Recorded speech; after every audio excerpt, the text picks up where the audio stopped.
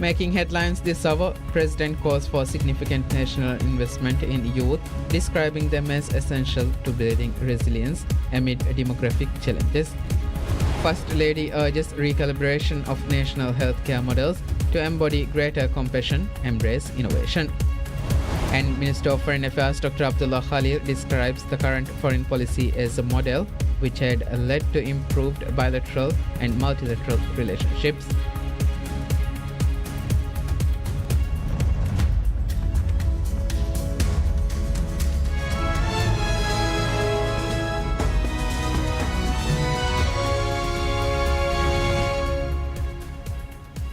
Bismillahirrahmanirrahim. Assalamu alaikum and welcome to PSM News in English with me, Idham Naeem.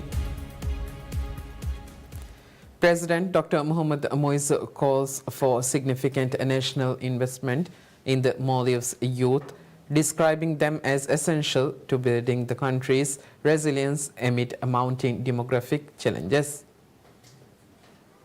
Delivering remarks to commemorate World Population Day, the president highlighted his administration's commitment to creating conditions that support younger generations. Among the policy priorities are flexible employment arrangements, expanded childcare services, accelerated housing initiatives, and strengthened access to healthcare and education. His message highlighted a broader focus on equipping youth with the ability to make informed decisions. That includes enhanced reproductive health services, ensuring professional counseling, and tailoring healthcare provision to meet the evolving needs of young citizens. The president stated in a post to social media, quote, "We will continue to invest in expanding access to reproductive health care, improve the quality of education, and provide adequate housing and protect the overall social and economic well-being of every Maldivian," end of quote. The government's demographic strategy, he noted, must be forward-looking. President Moise proposed a comprehensive population policy designed to address present realities while preparing for shifts in age distribution. He described such planning as crucial for managing the long-term economic and social effects of an aging society. Backing the call with data, the president cited recent projections that 1/5 of Maldivians will be aged 65 or older by 2064. He said preparing today's youth to navigate that future remains a central objective to the government's agenda. Observed globally on the 11th of July, World Population Day serves as a reminder of the choices countries face in responding to demographic trends and the importance of inclusive, sustainable development. First Lady Sajida Mohammed urges the recalibration of national healthcare models to embody greater compassion, embrace innovation, and reflect the shifting needs of the population. She issued the call during her address as guest of honor at the inauguration of Hinitung 2025, the Maldives' first international dental conference.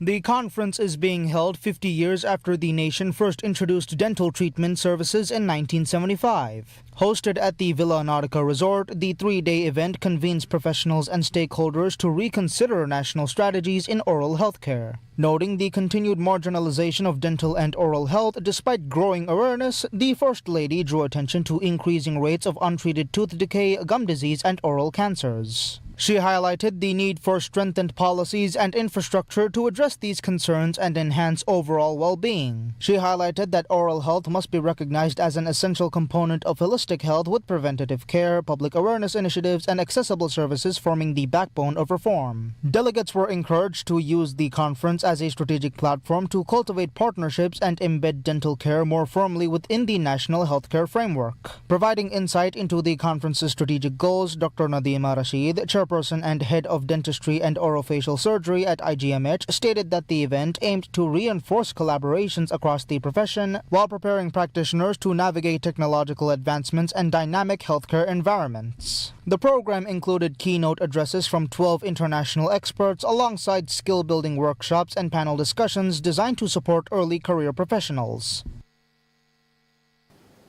The Minister of Foreign Affairs, Dr. Abdullah Khalil, describes the current foreign policy as a model which has led to improved bilateral and multilateral relationships for the Maldives. Speaking during Public Service Media PSM News special documentary Minivan Divehi Raj launching ceremony, Minister Dr. Khalil said this administration's foreign policy has forged closer relations with many countries including China, India, the United States, and the Arab world. The result of closer relationships with bilateral and multilateral partners, according to the minister, have contributed to quicker foreign assistance in areas of need for the Maldives.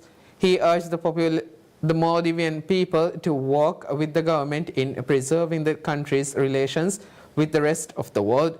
Minister Dr. Khalil reiterated that the government will build relations with any country that respects its independence and freedoms of the Maldives and its people. According to him, Maldives being elected to various international organizations and commissions in recent time is a testament to the wide acceptance of the island nation's stronger foreign policy. The minister attributes the success in the multilateral arena to stronger relationships with other countries and elevated respect for the Maldives.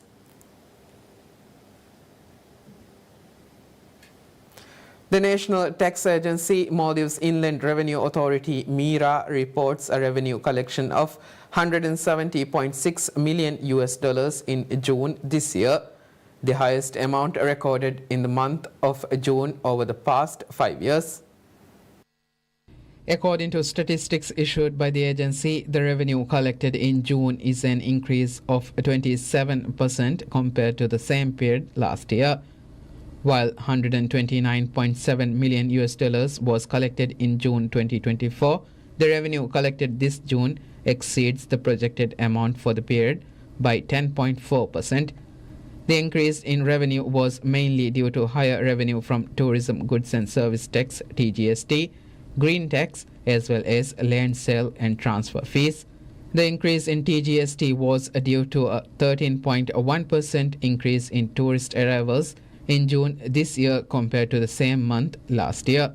While goods and service tax (GST) was the largest contributor to revenue in June, GST collection totaled $62.3 million. Income tax collection amounted to $41.1 million, while resort rent tax stood at $26.1 million. Meanwhile, green tax accounted for $10.6 million and airport development fee for $8.6 million. The same amount was received as departure tax. The revenue collected by the agency in June included $116.7 million. Police have urged public caution following a recent increase in phishing attacks targeting a popular messaging app Telegram accounts. The Maldives Police Service has said an increasing number of cases of hacking Telegram accounts through phishing links claiming to contain photos which are usually sent with a message from an acquaintance. According to MPS, scammers take control of a Telegram account when the user clicks on the link in the message to enter the phone number and share the OTP code. MPS said they use the account to send phishing links to other users once the scammers take control of a Telegram account. MPS have urged people with compromised accounts to immediately delete the Telegram application and reinstall it through the two-step verification. Police have advised people to disregard unknown links sent in the name of a trusted or close person, warning that such phishing links are designed to steal your Telegram account. Public Service Media PSM's PSM News launches a special documentary titled Minivan Divahiraja on the occasion of this year's Independence Day. The documentary was officially launched at a special ceremony held at PSM's television building by Minister of Foreign Affairs Dr. Abdullah Khalil and Minister of Divahi Language, Culture and Heritage Adam Nasir Ibrahim. PSM News regularly airs special programs and documentaries on significant occasions and days celebrated at the national level.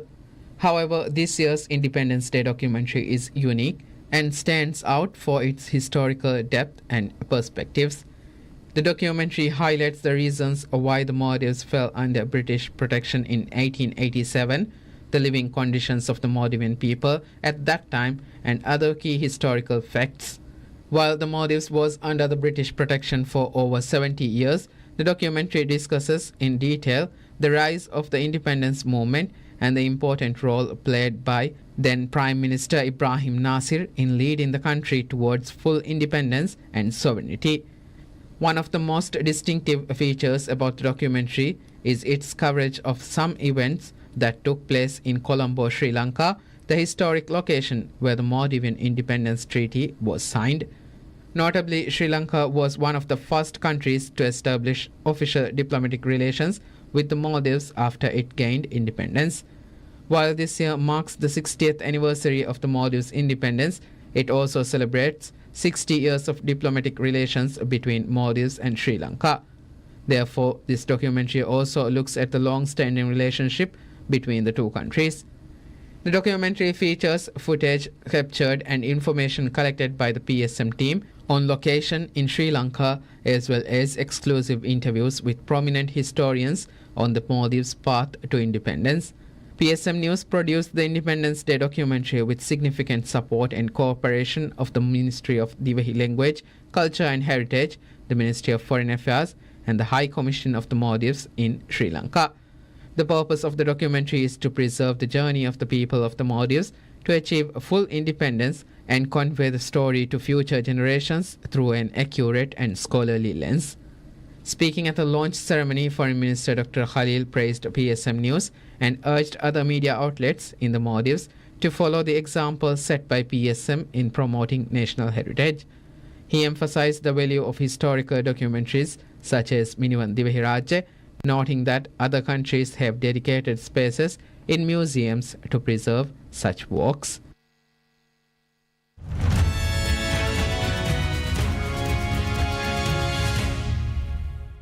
Oil prices is stable as investors await a weaker market outlook for this year by the International Energy Agency IEA, despite a tightness in the prompt market in addition to tariff concerns and possible further sanctions on Russia. Brent crude futures were up 19 cents or 0.28% at $68.88 a barrel as of 8:07 GMT.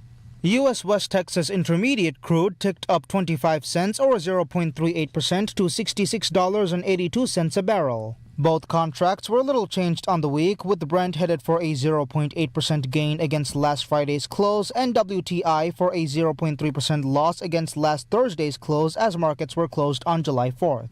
The IEA on Friday boosted its forecast for supply growth this year while also trimming its outlook for growth in demand. That notwithstanding, the IEA said peak summer refinery runs to meet travel and power generation demand were keeping the market tight for now. One other sign of robust prompt oil demand was the prospect of Saudi Arabia shipping about 51 million barrels of crude oil in August to China, the biggest such shipment in over 2 years. Longer term, however, rival forecasting agency OPEC cut its forecast for global oil demand in 2026 to 2029 because of slowing Chinese demand, the group said in its 2025 World Oil Outlook published on Thursday. Both benchmark futures contracts lost more than 2% on Thursday as investors worried about the impact of Trump's evolving tariff policy on global economic growth and oil demand. ING analysts wrote in a client note, quote, "Prices have recouped some of this decline after President Trump said he plans to make a major statement on Russia on Monday. This could leave the market nervous over the potential for further sanctions on Russia," unquote. Trump has expressed frustration with Russian President Vladimir Putin due to the lack of progress on peace with Ukraine and Russia's intensifying bombardment on Ukrainian cities. The European Commission is set to propose a floating Russian oil price cap this week as part of a new draft sanctions package. European shares dips on as the US president broadened his trade war on countries including Canada, while investors awaited word on tariffs for the European Union. The Pan-European Stock 600 index was down 0.4% at 550.96 points as of 7:08 GMT, but was on track to log a weekly gain. Other major regional indexes also traded lower. Donald Trump on July 10th said the European Union could receive a letter on tariff rates by Friday, throwing into question the progress of trade talks between Washington and the bloc. He also announced a 35% tariff rate on all imports from Canada from August 1st and floated a blanket 15% or 20% tariff rate on other countries, up from the current 10% baseline rate. Trump has broadened his trade war in recent days, setting new tariffs on a number of countries along with a 50% tariff on copper. Among sectors, European personal and household goods fell 1%, while healthcare stocks declined 0.7%. Defense stocks were up 0.6%.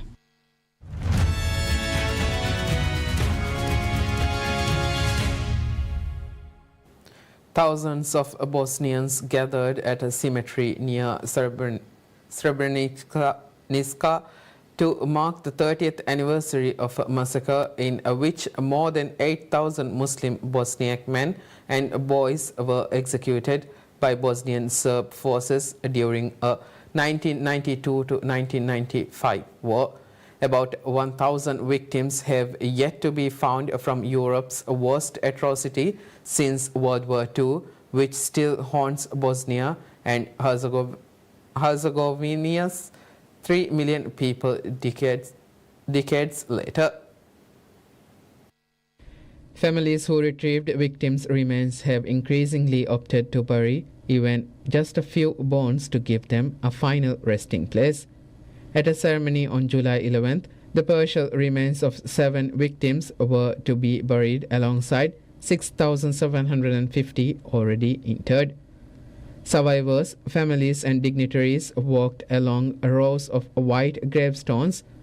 Some prayed and cried at the gravesides or sat motionless, heads buried in their hands. The massacre unfolded after Srebrenica, a designated UN safe area for civilians in Bosnia's war that followed the disintegration of federal Yugoslavia, was overrun by nationalist Bosnian Serb forces. While the women opted to go to the UN compound, men tried to escape through nearby woods where most of them were caught. Some were shot immediately and others were driven to schools or warehouses where they were killed in the following days. The bodies were dumped in pits, then dug up months later and scattered in smaller graves in an effort to conceal the crime. General Ratko Mladic, who recommended the forces, was convicted of genocide by a UN war crime tribunal in The Hague along with Serb political leader Radovan Krajic. 2 international courts have ruled the massacre was a genocide, but Serb leaders in Bosnia and Serbia dispute the term. The death toll and the official account of what went on, reflecting conflicting narratives of the Yugoslav wars that still feed political divisions and stifle progress toward integration with Western Europe and the EU. Last year, the UN General Assembly declared July 11th an International Day of Remembrance of the Srebrenica genocide, with many countries organizing commemorations this year. U.S. Secretary of State Marco Rubio says his meeting with Chinese counterpart Wang Yi was very constructive, but that the two sides still had issues to resolve. Rubio added that there was a high probability of a meeting between President Donald Trump and his Chinese counterpart Xi Jinping, but no date has been discussed.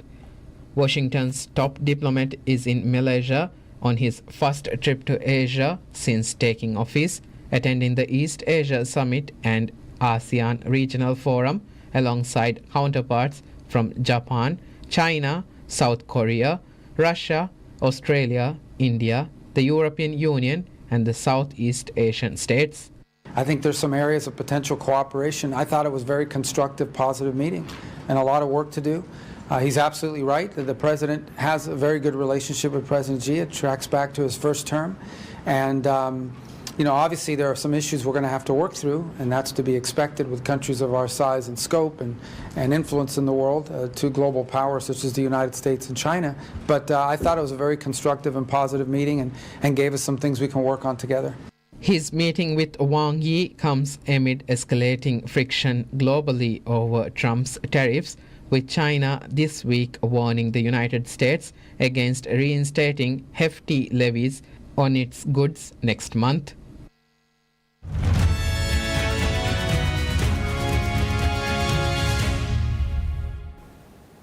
Amanda Anisimova tore up the script and soared into her maiden Wimbledon final by outclassing world number 1 Aryna Sabalenka with fierce determination and fearless shot-making, and will meet Iga Swiatek for a shot at Grand Slam glory. Anisimova's 6-4, 4-6, 6-4 victory extended her record over her equally powerful rival to 6-3 and kept alive American dreams of a third women's Grand Slam champion this year, after Madison Keys won the Australian Open and Coco Gauff won the French Open. Standing in her way will be 5-time major winner Swiatek, who continued her newfound love affair with grass this year to blaze into her first final at the All England Club with a breezy 6-2, 6-0 demolition of Tokyo Olympic champion Belinda Bencic. In July 12th final, Anisimova, 23, will look to become the first American to win Wimbledon since Serena Williams in 2016. Meanwhile, Czech Kateřina Siniakova and Sam Verbeek of the Netherlands claimed the Wimbledon mixed doubles title, defeating Britain's Jo Salisbury and Brazilian Luisa Stefani 7-6, 7-6. Facing home favourite Salisbury and Stefani on centre court, the Czech-Dutch duo held their nerve, while Stefani appeared to be hampered by a leg issue in the second set. As Siniakova sealed the victory with an overhead smash, the duo celebrated their first title together, Siniakova's maiden mixed doubles Grand Slam and Verbeek's first Grand Slam triumph of any kind.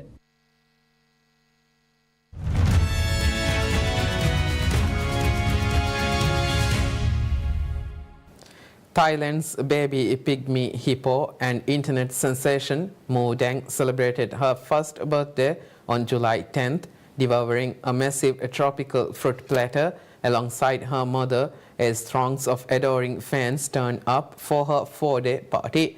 Moo Dang, whose name means bouncing pig in Thai, became a global superstar last year with images of her rosy cheeks and clumsily charming antics going viral online, inspiring fan art, merchandise, songs and memes around the world.